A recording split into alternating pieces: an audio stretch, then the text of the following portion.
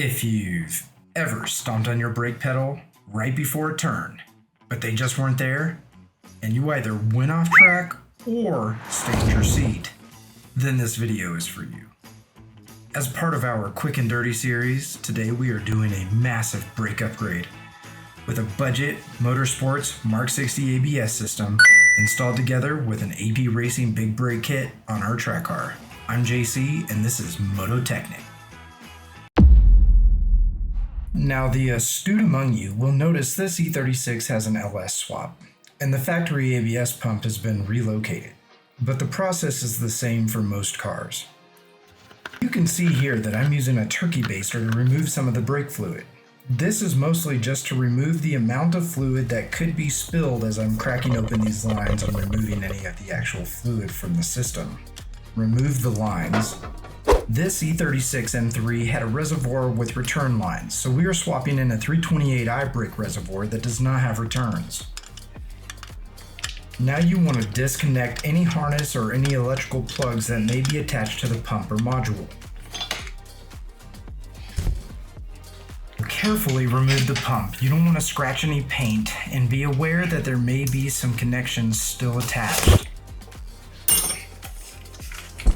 With the pump out of the way, now we can get in there and clean. We just want to get some of that brake fluid off of any of the surfaces.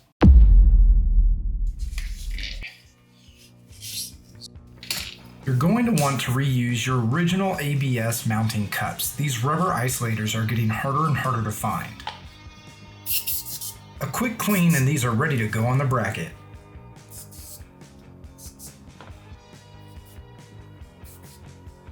The bracket you see here is a GSR Motorsports bracket, and the gold bracket that you see in the engine bay is an original Vorschlag ABS pump bracket. It's designed to hold the ABS pump just the same way that the factory location is. So since this is designed to fit into the factory location, it fits right into the Vorschlag pump even though it's relocated forward. This makes it easier for me to adapt to all of my lines.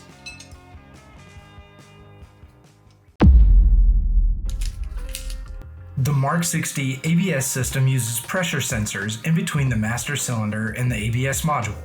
VAC Motorsports makes this really nice adapter block. It allows me to run OEM sensors with 3AN lines. It is critical that you use OEM pressure sensors here. Do not use aftermarket sensors. They have a very high rate of failure and the failure can be quite catastrophic.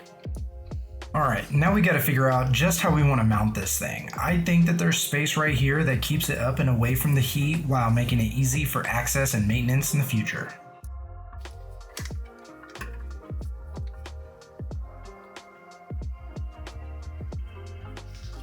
Using these measurements, we're going to fab up a simple bracket using the existing bolts with threaded holes that are already there.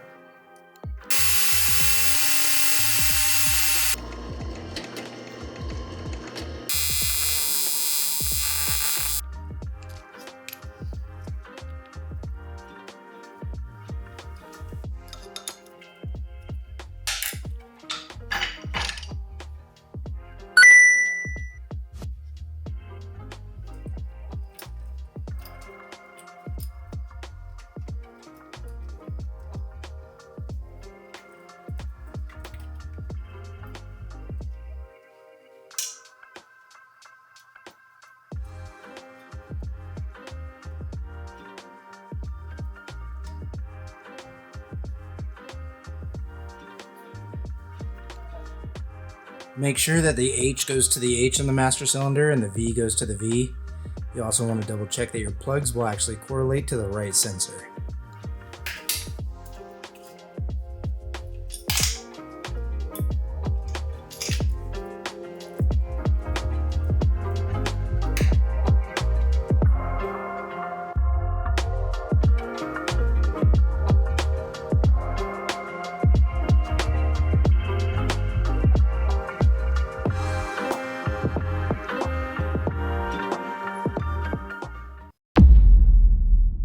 It's a bit tight, but you can see we've got the brake line going all the way up to this junction where it goes to stainless. We need to get this line running all the way down. Alright, let's see where we're at. you can kind of see the junction here. We're gonna have to crack this.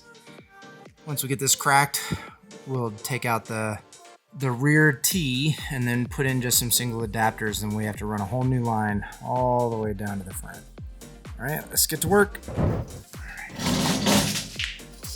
This E36 is a 1995, which means it's a 3-channel. It's important to note that the 3-channel ABS systems has a T-joint in the back.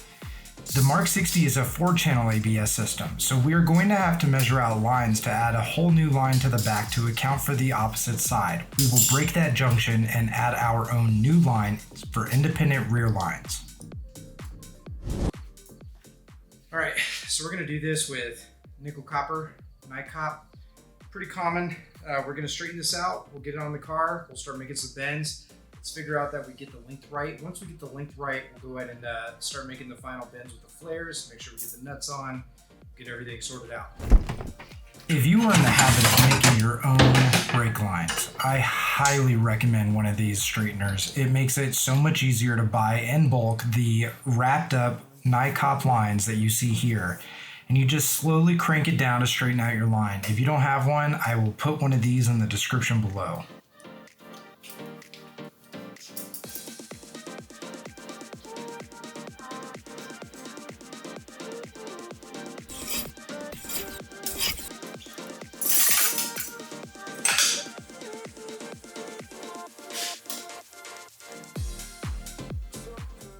.45 degrees.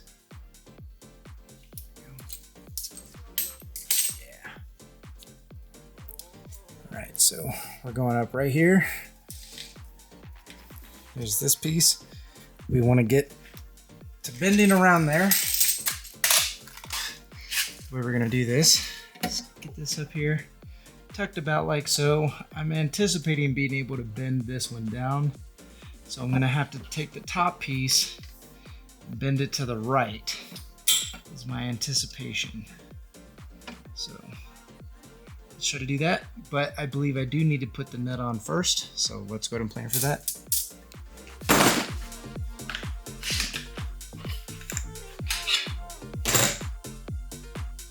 Always put your nut on before you flare the damn thing. This is on a BMW, so it's important to remember that BMWs use bubble flares, commonly called ISO or DEN flares, and not double flares or inverted flares that is common on Japanese style cars.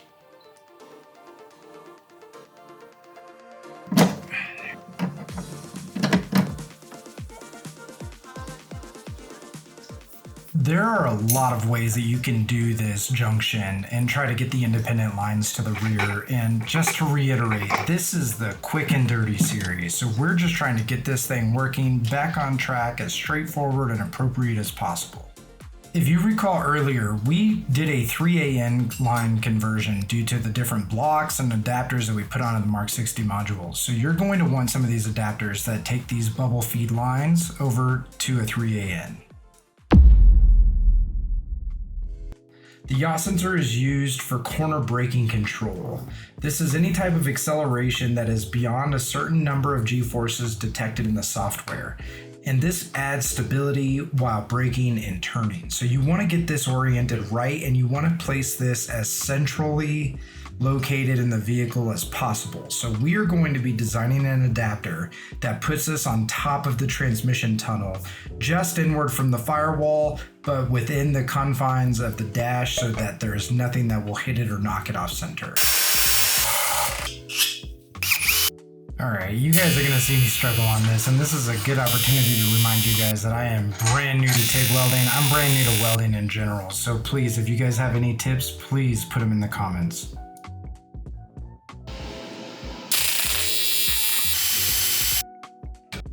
Alright, so here you can see we are putting together the brackets that are going to be mounting this on top of the transmission tunnel. This is also going to be where we're mounting our circuit block with the fuses for the wiring section. So you'll notice that there's a couple extra tabs and a couple extra nut certs. That's all that's going on here.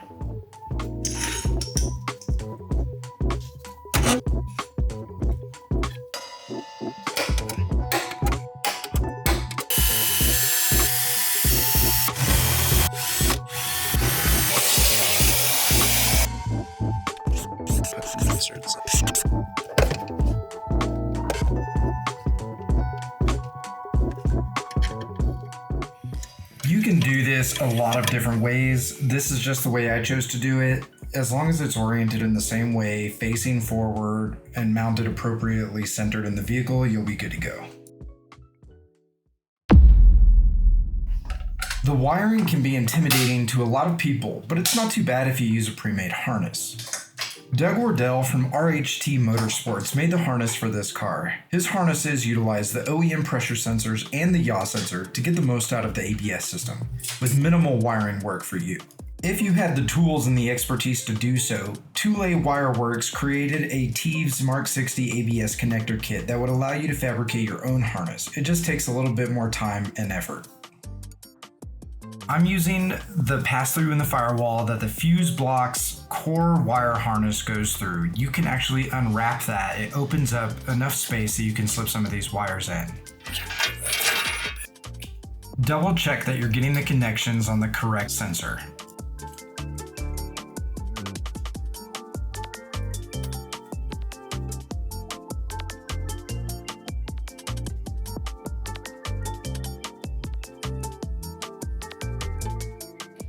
I decided to use a Painless Performance auxiliary fuse block kit for this. It just makes it a little bit easier and has its own dedicated fuse block to go with the entire standalone ABS system. I'll put details to this Painless Performance 70213 kit in the description below.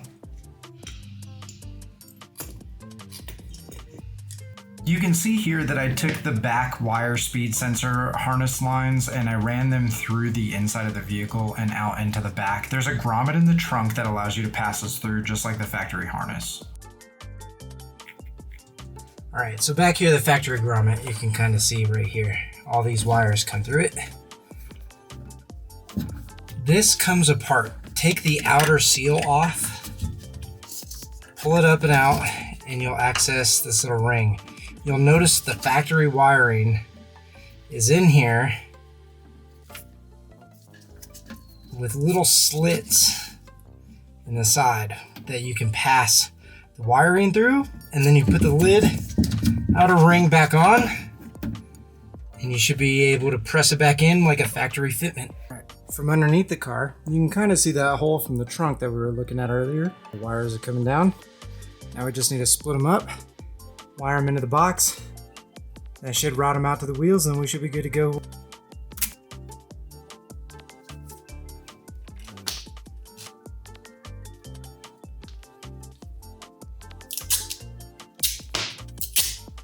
All right, if you look closely, there's going to be numbers designated on this relay.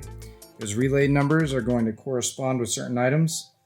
Using the RHT harness, we want to run pin 30 to the yellow-black wire on the brake switch. Pin 85 goes to the ground. Pin 86 gets switched back to the brake pedal switch, and then pin 87A is going to also go to ground. This way, when we hit our pedal, it will initiate the MK60's ground trigger. It will then ground the pin, and it'll trigger the MK60 to activate. Relays ran, wires pinned, everything's labeled. Let's drop it in the car. So in the factory fuse box, there's an empty slot right here. So I want to be able to drop this right in. Try to slide it.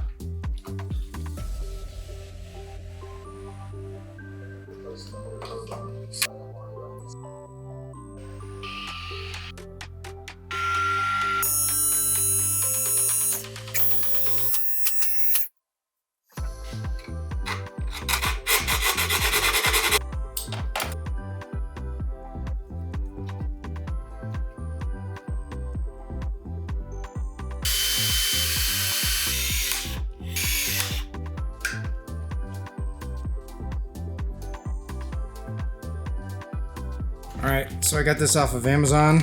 It was nice because it comes with all these little stickers. One of them is an ABS sticker, so it should look pretty clean. This came out pretty good.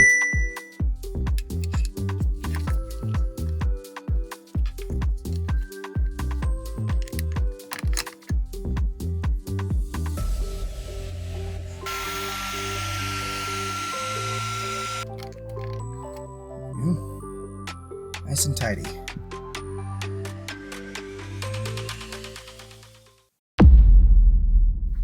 This E36 had the 135i Brembo Big Brake Kit. It's a fantastic kit for street cars, it just doesn't hold up very well for consistent track use, so we're upgrading to an AP Racing Big Brake kit.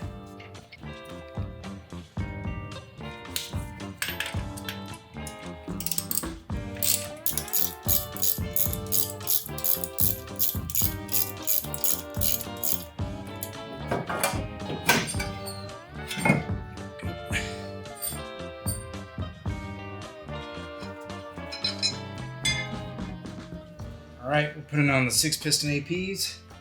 CP5555, kind of an older model, but it will do for what we need to do.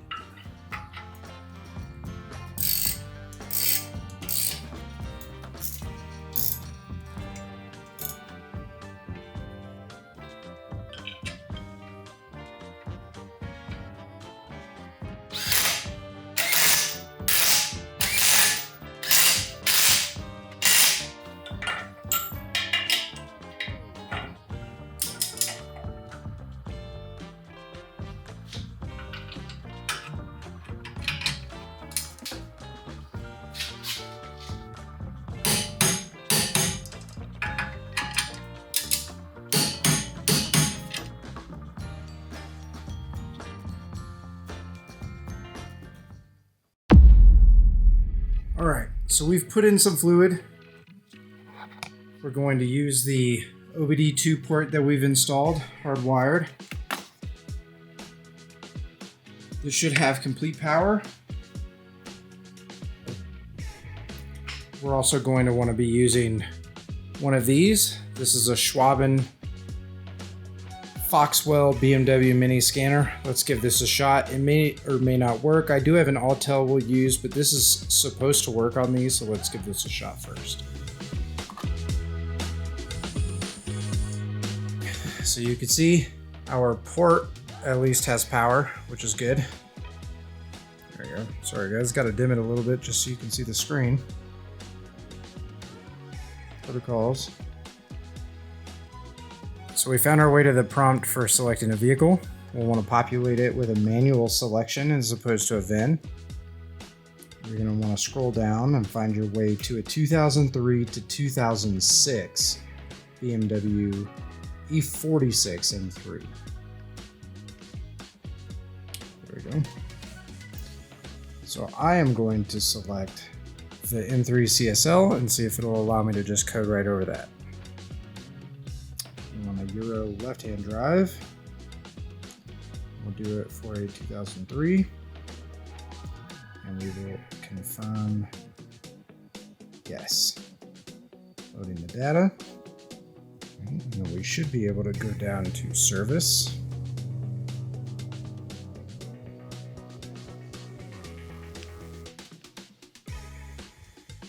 So which one is it? Chassis. Here we go. ABS.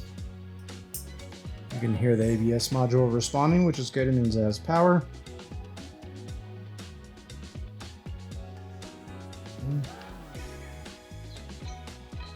Pressure sensors. Test those.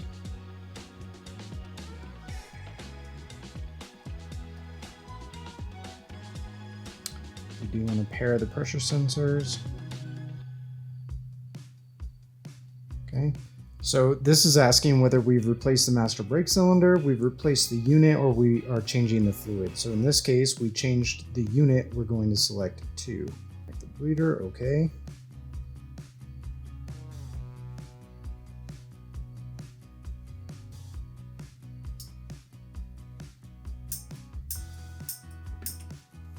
So now we're going to start the bleed procedure. You always start with the furthest caliper from the master cylinder. So in this case, that is the passenger rear in a left-hand drive E36. Usually you want to do this with 2 people. So right now I have my wife in the car, and so I'm going to call to have her pump it and then hold it while I release. And then I'm also using a vacuum bleeder here. Vacuum bleeder typically just accelerates the process, but you do not need one. All right, go ahead and pump it and then hold. All right, so as you're doing this, you want to make sure that you're checking the fluid level on the reservoir, and you don't want it to empty out. All right, go ahead and pump it to 10 and then hold. All right, that one looked good. Same thing if you want to press to 10 and hold.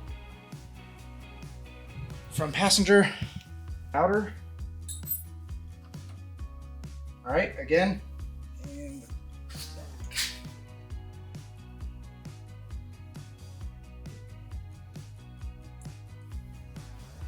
it's tricky, but it's covered. I think that's it. This MK60 ABS system and the AP racing brakes should definitely stop much better. Unfortunately, I still suck as a driver, so yeah.